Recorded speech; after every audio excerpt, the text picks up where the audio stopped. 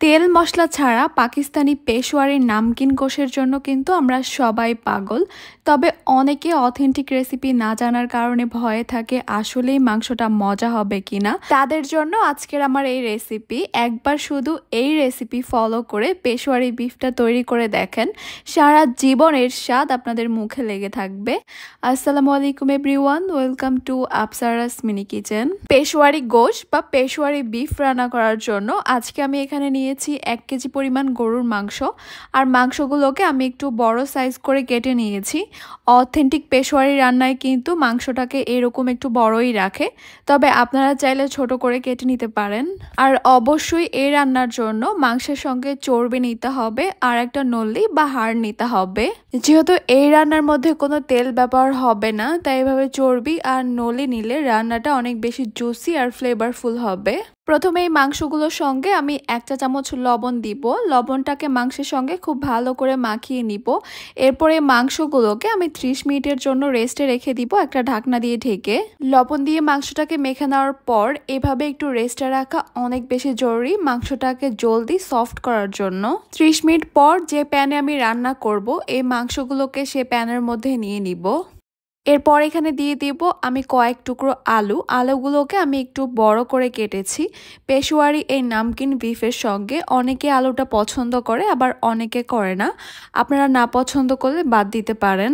এবার এখানে দিয়ে দিব মাঝারি সাইজের 4টা আস্ত পেঁয়াজ। এরপর এখানে দিয়ে দিব 3টা আস্ত টমেটো, আমি শুধুমাত্র মাথার অংশটা কেটে নিয়েছি। এখন দিয়ে দিব এখানে আমি 5টা আস্ত রসুন। আমি এই সবগুলোকে একটু জায়গায় জায়গায় ছড়িয়ে ছড়িয়ে বসিয়ে দিচ্ছি। এরপর এখানে দিয়ে দিব আমি 2 ইঞ্চের মতো আদাগুলোকে আমি একটু পাতলা পাতলা করে স্লাইস করে নিয়েছি।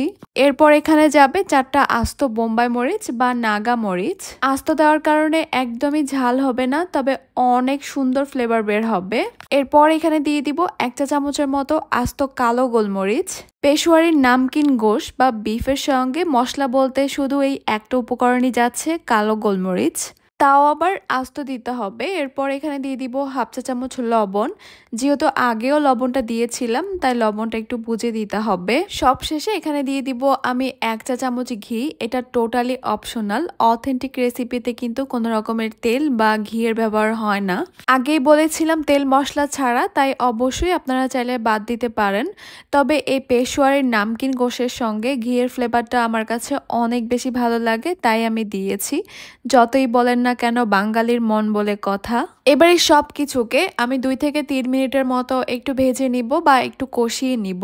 অনেকেই এই রান্না করার সময় অনেকগুলো ঘিয়ের মধ্যে মাংসটাকে একটু ভেজে নেয়, সেটার কিন্তু টেস্টটা আবার অন্যরকম চলে আসবে, ঘ্রাণটাও কিন্তু অন্যরকম চলে আসবে।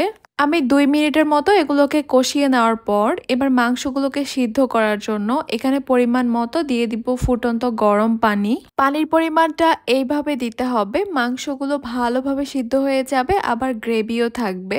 আর এই রান্নাটার মধ্যে আমার সবচেয়ে পছন্দ হচ্ছে গ্রেভিটা খেতে অনেক বেশি মজা লাগে। আচ্ছা, আপনারা কিন্তু চাইলে এই পর্যায়ে এগুলোকে সিদ্ধ করার জন্য প্রেসার কুকার ব্যবহার করতে পারেন। একটা ঢাকনা দিয়ে ঢেকে দিব আর চুলার হিটটাকে একদম লোতে রাখবো। শুরু থেকে শেষ পর্যন্ত চুলাটাকে একদম লোতেই রাখতে হবে, কারণ মাংসগুলোকে অনেক বেশি সফট করে সিদ্ধ করতে হবে। রান্নাটা যদি প্রেসার কুকারে না করেন তাহলে 2 থেকে 2.5 ঘন্টার মতো সময় লাগতে পারে। আর হ্যাঁ, এই রান্নাটা কিন্তু আপনারা মাটন দিয়েও করতে পারেন, সেক্ষেত্রে সময়টা আরো কম লাগবে। মাঝে মধ্যে আমি ঢাকনাটা তুলে একটু নেড়ে চেড়ে দিয়েছি। আর এটা হচ্ছে 2.5 ঘন্টা পরের অবস্থা। মাংস, আলু, রসুন সব কিন্তু খুব ভালো মতো সিদ্ধ হয়ে গেছে। আর আমার পছন্দ মতো এখানে গ্রেভিটাও রয়েছে। এখন আমি একটা মাংস তুলে একটু চেক করে নিচ্ছি আমার পছন্দ মতো মাংসটা সফট হয়েছে কিনা। পারফেক্ট, মাংসটা একদমই ওয়েল ডান। এখন আমি চুলাটা অফ করে দিব। বাস, তৈরি হয়ে গেল সবার পছন্দের পাকিস্তানি পেশোয়ারি রোশ বা নামকিন গোশ অথবা পেশোয়ারি বিফ। সে যে নামেই বলেন না কেন, পুরা ঘর আজকে ঘ্রাণে মোমো করতে বাধ্য হবেই।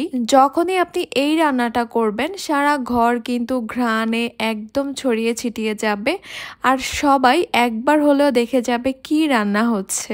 এটার স্বাদ সম্পর্কে আমি আপনাদেরকে যতই বলবো কম হয়ে যাবে। আপনাদেরকে অবশ্যই একবার বাসায় ট্রাই করে দেখতে হবে। আর আমার কাছে মনে হয় এই রান্নাটা সবচেয়ে বেশি মজা হয় কুরবানির মাংস দিয়ে, তাই এইবার ঈদে অবশ্যই এই রেসিপিটি একবার হলেও ট্রাই করবেন। আমি একদমই সহজভাবে আজকে পেশোয়ারি বিফের রেসিপিটি আপনাদের সঙ্গে শেয়ার করার চেষ্টা করেছি।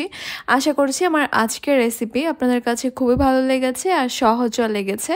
তাহলে আজকে এই পর্যন্তই। সবাই অনেক বেশি ভালো থাকবেন, সুস্থ থাকবেন, সবাই সবার জন্য দোয়া করবেন। আল্লাহ হাফেজ।